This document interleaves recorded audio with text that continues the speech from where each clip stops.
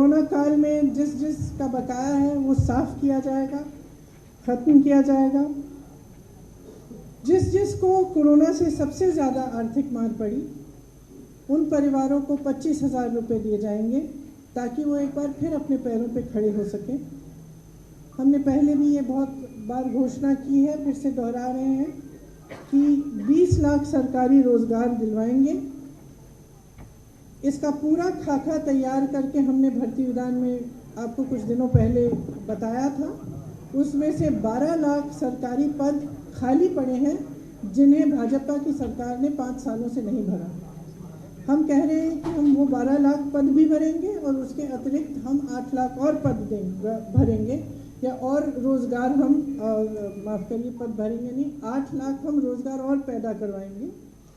इसके साथ साथ हमने पहले भी कहा है कि 40% रोज़गार पहले के जो आरक्षण है उनके तहत महिलाओं को दिए जाएंगे। अगर कोई भी बीमारी हो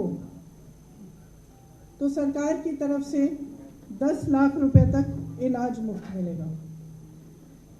आवारा पशु की बहुत बड़ी समस्या है उत्तर प्रदेश में। कम पार्टियां इसके बारे में बात करती हैं, लेकिन सच्चाई ये है कि किसान बहुत त्रस्त हैं। और हमने अपने अनुभव में, जो हमारी छत्तीसगढ़ में कांग्रेस की सरकार है, उन्होंने एक पूरी योजना बनाई कि इससे हम किस तरह से इस समस्या को हम हल कर पाएँ। इसके मुख्य बिंदु हमारी उन्नति विधान में है, लेकिन मैं यहाँ कहना चाहती हूँ कि जिन को आवारा पशुओं के नुकसान को झेलना पड़ा है उन्हें 3,000 रुपये का मुआवजा दिया जाएगा और एक गोधन न्याय योजना शुरू की जाएगी जिसके काफ़ी ज़्यादा एलिमेंट्स होंगे, लेकिन एक एलिमेंट ये है कि 2 रुपये किलो में गोबर खरीदा जाएगा। ये छत्तीसगढ़ में हो रहा है और फिर उस गोबर को वर्मी कॉम्पोस्टिंग में सेल्फ हेल्प ग्रुप्स द्वारा इस्तेमाल किया जाता है, तो इससे बहुत सुविधा होती है।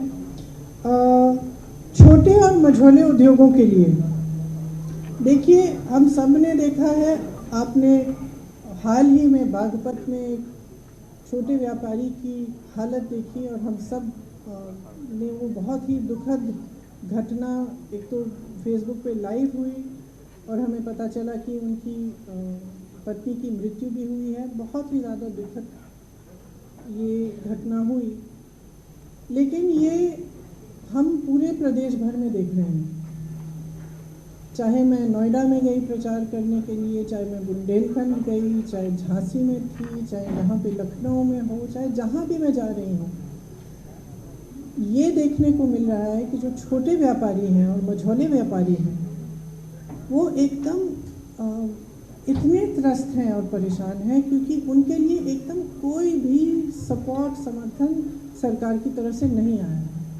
और चाहे नोटबंदी हो, चाहे उसके बाद जीएसटी हो और उसके बाद जो कोरोना का लॉकडाउन हुआ, सबसे बड़ा प्रभाव इन्हीं व्यापारियों पे हुआ है। तो चाहे छोटे दुकानदार हों, छोटा मैन्युफैक्चरिंग यूनिट हो, बहुत ही ज़्यादा असुविधा हुई। लेकिन सरकार की तरफ से बहुत दुख की बात है कि इनके लिए कोई सपोर्ट नहीं मिला। और इस बजट में जो 2-3 दिन पहले आई, उसमें भी आपने देखा होगा कि जहां बड़े बड़े उद्योगपतियों के लिए, जो प्रधानमंत्री जी के मित्र हैं, उनके लिए तमाम योजनाएं, तमाम समर्थन और हर चीज़ लिखी गई, लेकिन इन छोटे व्यापारियों के लिए कुछ नहीं लिखा गया, गरीबों के लिए कुछ नहीं लिखा गया। इसीलिए हम चाहते हैं कि एक ख़ास मदद हम छोटे व्यापारियों की करें।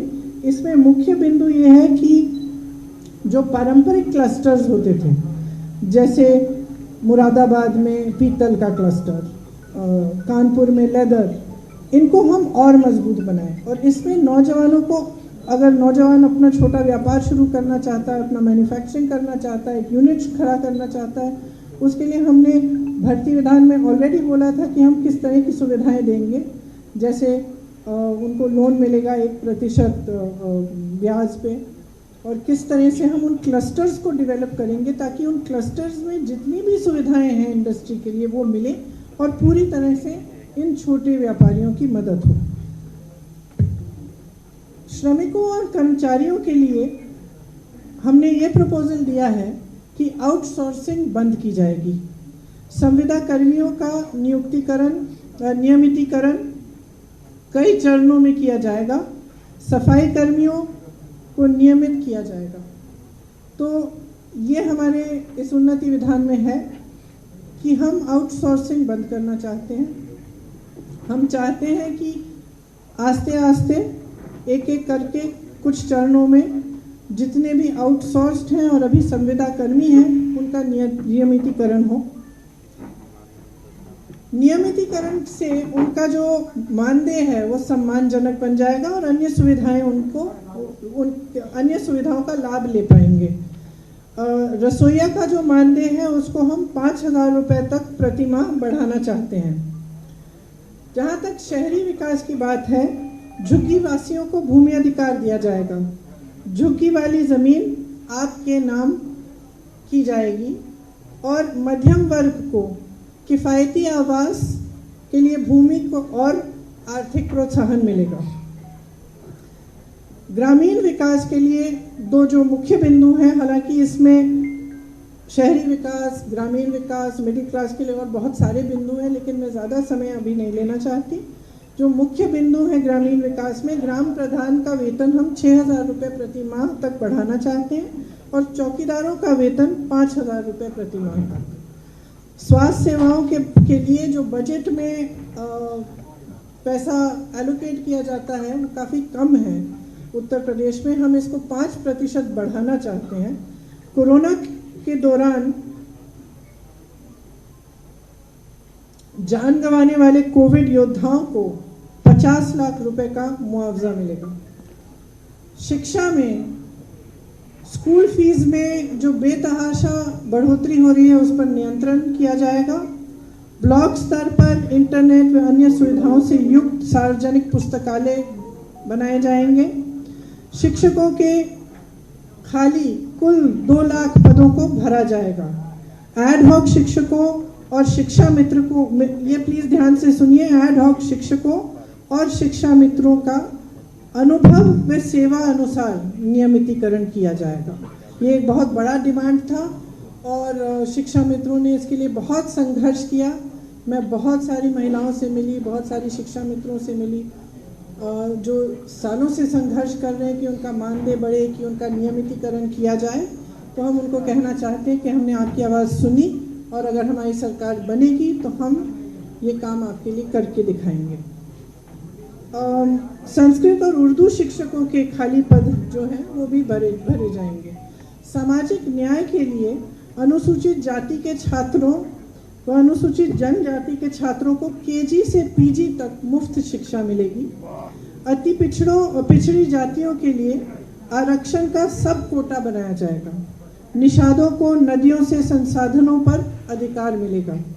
अति पिछड़ी जातियों के लिए छात्रवृत्ति, हॉस्टल्स जैसे लक्षित कार्यक्रम इस उन्नति विधान में है।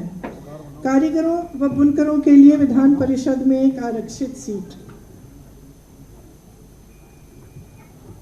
मैं तो चाहती हूँ कि आप मीडिया के लिए भी एक आरक्षित सीट होनी चाहिए इसमें। Thank you ma'am. मीडिया नहीं पूछा मैम। कोल समुदाय को अनुसूचित जनजाति का दर्जा दिया जाएगा। दिव्यांग बहनों और भाइयों के लिए 3,000 रुपये प्रति माह का पेंशन। मैं झांसी गई थी, उस समय मुझसे कुछ लोग मिले थे और उन्होंने मुझे कहा था कि उनका पेंशन बहुत ही कम है, कम से कम 3,000 रुपये प्रति माह तक बढ़ाना चाहिए।